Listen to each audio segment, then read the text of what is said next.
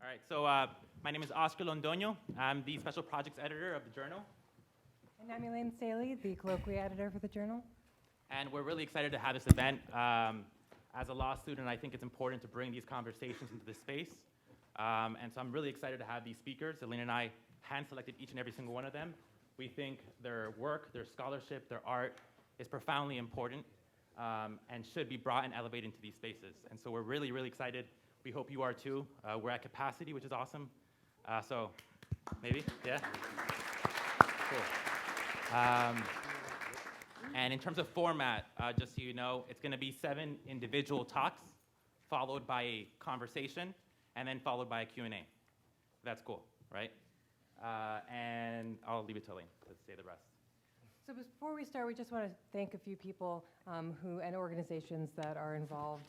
Were involved in planning this event and making this event possible. In particular, we would like to express our deepest gratitude to all of our co-sponsors, the Black Allied Law Students Association, the Coalition on Law and Representation, the Disability Allied Law Students Association, the Fair Defense Project, the Immigrant Rights Project, the Mental Health Law and Justice Association, the National Lawyers Guild, the Prisoners' Rights and Education Project, the Public Interest Law Center, the Public Interest Law Students Association, and the Suspension Representation Project. Thank you all so much. We could not have made this event happen without you. We'd also like to give a special thanks to the school's Student Intellectual Life Committee for its generosity in funding this event, and in particular to the director of the Office of Student Affairs, Israel Rodriguez, for his help in planning this event, and the staff of the law school's Hospitality, Facilities, and Special Events and Media Services Department. We'd also like to thank just a few individuals who helped us in planning this event. Our faculty advisor for this series, Professor David Padden, the members of the Review in Law and Social Change who have been directly involved in making this event a success, Viviana Bonilla Lopez, our Community Education and Accessibility Coordinator, Elisa Carino and Hugh Barron, our Editors-in-Chief, Kate Taylor and Erin Bishop, our Managing Editors, and all the staff editors who are here tonight. Thank you all so much. And before we begin, does anyone have a seat that's available next to them? If so, raise your hand. All right, so you guys can bundle in and just have a seat over here. Cool. All right. I'm going to bring up Katrina to introduce our first speaker.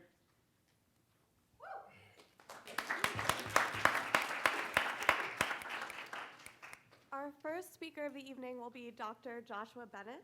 He's a performance poet at the Strivers Row and author of The Sobbing School, released earlier this fall. Winner of the National Poetry Series, he's recited his original works at events and venues such as the Sundance Film Festival, the NAACP Image Awards, the Clinton Global Citizen Awards, and President Obama's Evening of Poetry and Music at the White House. He holds a PhD in English from Princeton and a master's in theater and performance from the University of Warwick. He's currently working on writing as a member of the Society of Fellows at Harvard, but he's thrilled to be back here in New York tonight talking about the issues he cares about most. Dr. Joshua Bennett.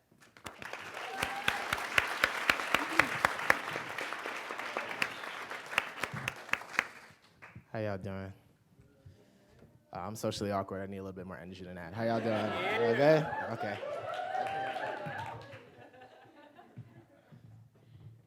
Appreciate y'all. All right, so I'm going to do some poems and also talk about my relationship to the carceral state, because that's part of why we're all here today. But I guess I want to begin. Oh, someone help me? Okay, no. I'm just dolo. Okay. I don't need it. All right, so I'm going to. Thanks. Oh, thank you so much.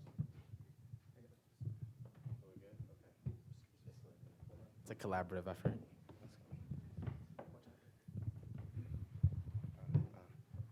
Perfect. Boom. Okay. So let's start in the classroom, because that's where a lot of this thinking for me started. My first time teaching as an undergraduate was in a prison in Philadelphia and PICC in Riverside, both the men's and women's facilities. And so I think In so many ways, my relationship to academe is very much framed by the prison as a site of knowledge production, right, over and against the university. So this is a Say It, Sing It as the Spirit Leads. It's for the first group of 12-year-olds I ever worked with. Come celebrate with me that every day something has tried to kill me and has failed. Lucille Clifton. We praise always. We elegant everywhere. We die too soon. We joyous anyhow. Say it. That every single day is a toast to living, an ode to the way we made survival an art. My classroom is a self-love anthem in 9 parts. Together, we unlearn shame. We dream silly. We sing what we cannot say anywhere else. So say it. Say I am 12 years old and my joy is stainless. The next time the world calls me subhuman, I will remind it that spell check is a virtue. Say, I think the word you're looking for is subterranean. 10,000 leagues too deep for easy definitions. Fleet as the feet of those Harriet Tubman kept close as kin. So yes, we do start every single day like this. Like poetry gives us a new grammar for our bodies. Say it. I exist in excess of my anguish. I am not invisible. I'm a beam of light, too brilliant for untrained vision. I am not target practice. I'm not a bullseye with rhythm.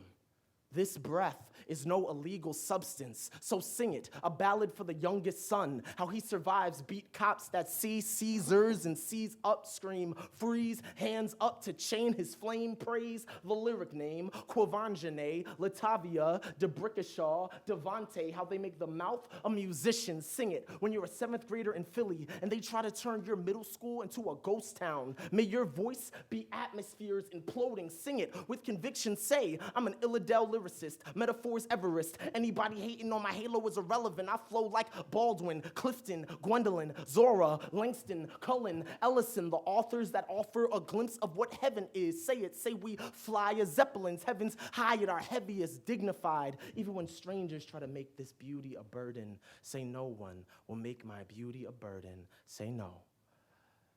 Do not touch my hair. Say, for real. The next time you try, we will have a problem. Say this skin is no black hole. It is a holy blackness. I cannot shake. Say Harlem Shake. Say the appropriation train stops here. Say Lindy Hop and hip hop are half sisters. That's why they got the exact same last name. Say this is the last time you call me out of my name.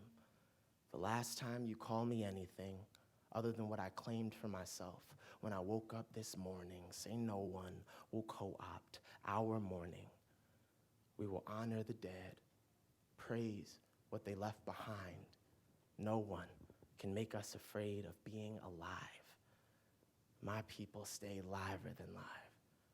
They always have. Say always have. Say always will. Thank you.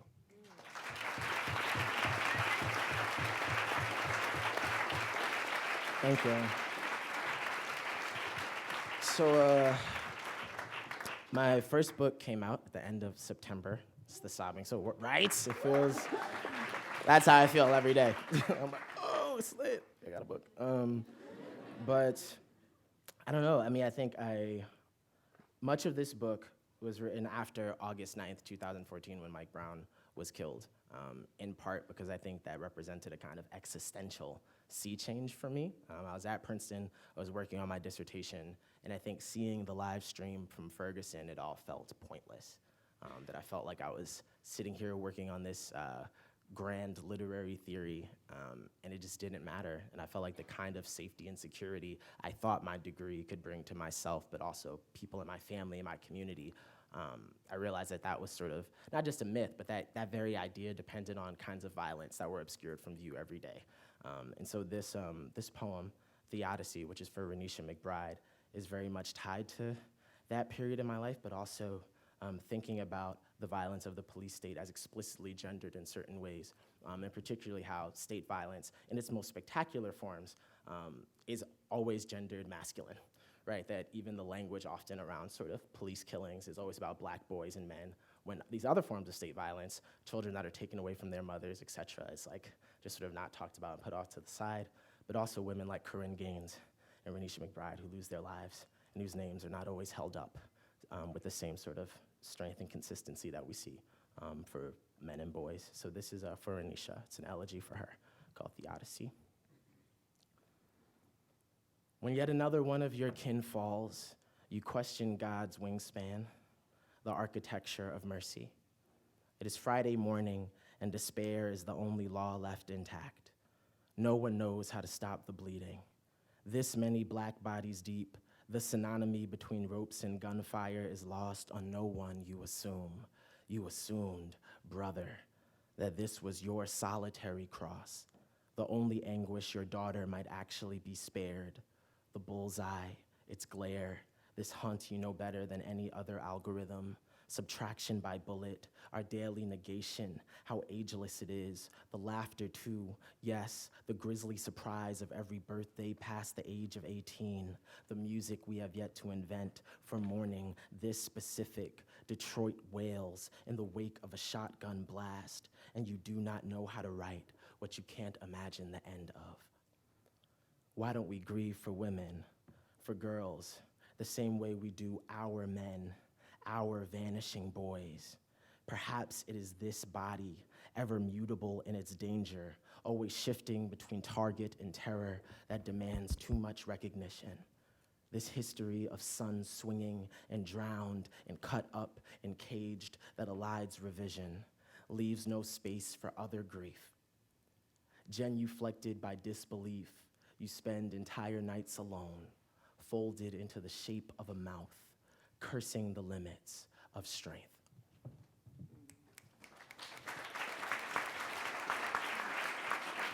Thank you. So I just have a couple more, and they're elegies, but not all for people. So in this second collection I'm working on, I'm writing elegies for institutions, interlocking systems of domination. And so this is an elegy for prison. And my older brother was incarcerated when I was a child. And I think because some of his boys robbed a bodega. And I remember even as a kid thinking, well, that's weird that you go to jail for that. Like, no one was killed or anything like that. And I just been meditating quite a bit on whether that is even the question, right? Like, it's not ethical for human beings to be in cages. And that, I think, like it was for abolitionists, century, that needs to be the question, right? Is this thing ethical in the first instance? Not is it practical? Is prison too expensive? It's like, that's not the point, right? The point is that people are suffering in ways that are unthinkable. So this is elegy for prison, and it comes out of a college visit where I asked a group of students why we needed prison, and they said because when people do bad things, we need to take away something that is irretrievable, that they can never recover.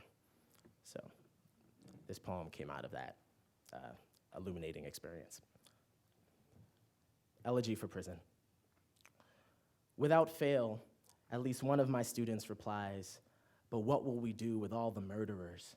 And the answer hasn't changed since I first felt cuffs, read Etheridge Knight or Dwayne Betts, heard iron doors too heavy to dent with any human pair of hands thud shut. We cannot speak as if the killers are not already among us mowing the lawn, getting promotions, trying on their fresh winter coats. As if my older brother were perpetually dressed for the role of corner store stick-up boy, eyes preordained for the work of making out unmarked cop cars from a distance, calm as Jimmy Carter, while a handgun rests below the pitch Navy Averex jeans Mama got him to celebrate high honor roll. A's across the board, even in environmental science, where he struggled early on. I get the argument. Close the jails, and there he goes again. Classic Sean, up at 7 a.m., mapping out ever more intricate ways to rob a bodega. Sean with the shotgun, Sean with the bulletproof skin, Sean with the stains on his blood. No one comes right out and says he was born with them. No one calls him a thug or an emptiness. Nothing so gauche as all that. Most of those assembled in the lecture hall opt instead for terms like practical or natural selection, say, let's be realistic here. It's really a matter of public order. I mean, we have to keep them all somewhere, right? If someone killed my mother, money wouldn't close the wound. I would want to take away the one thing they can't take back, and that's time.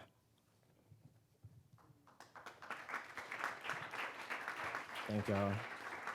Just two more, and then, okay, just making sure we're good on time. I'm mostly excited just here, everyone else. And it's an honor to be in conversation. And weird to be reading poems, but I'm happy. It's like my favorite thing, but whatever. We'll talk more later. So this is Elegy for the Police State. And I've called 911 once in my life, and it was when I was 12 years old, and I got in a fist fight with my dad, and I wanted someone to come kill him. And even as a 12-year-old, I knew that's what the police were for. And so out of that experience, I wrote this poem. What I imagined first were pruning hooks, something biblical, agrarian, a new use for metal once good for little more than tearing the air from a human body.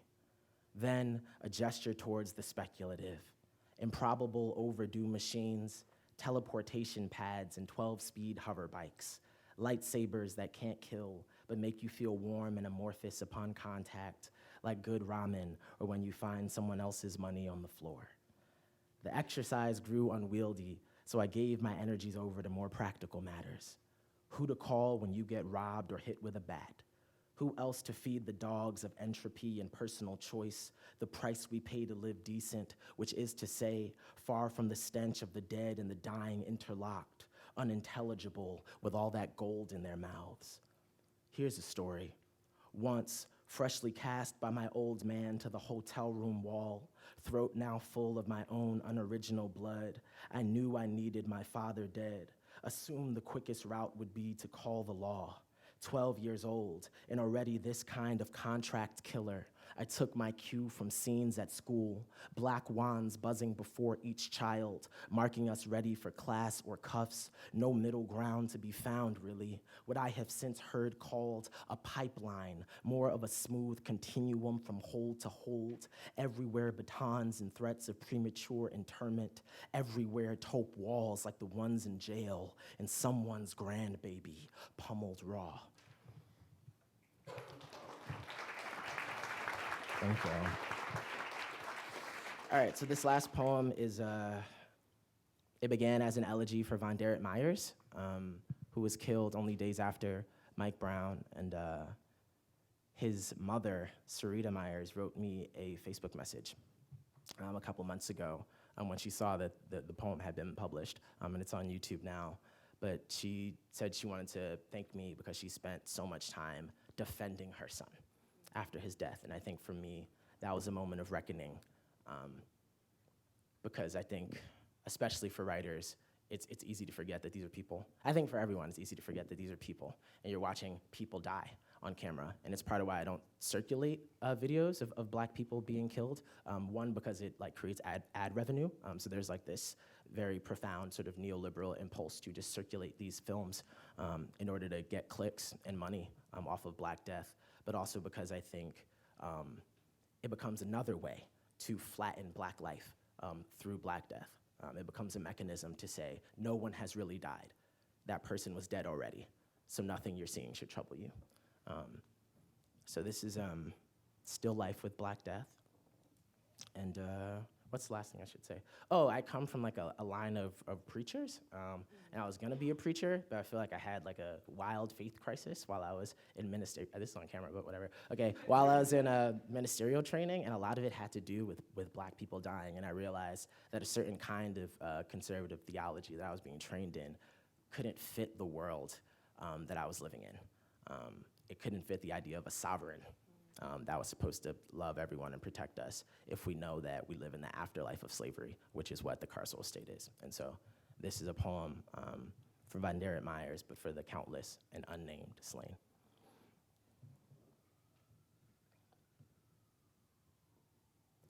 When the steel blue ghost standing at the podium says, VonDerrit Myers was no angel, all I can hear is, The boy was a human boy. The boy had a best friend and 206 bones. The boy had a name that God didn't give him. When he died, he did not bleed starlight or gold. He was not half bird. The gun spoke, and no flaxen wing shot from each shoulder as if to carry him beyond the bullet's swift assignment. No, the boy was not a pillar of white smoke, bright enough to break a non-believer, make a holy man fall prostrate, heaving, heavy with contrition. So let me be clear.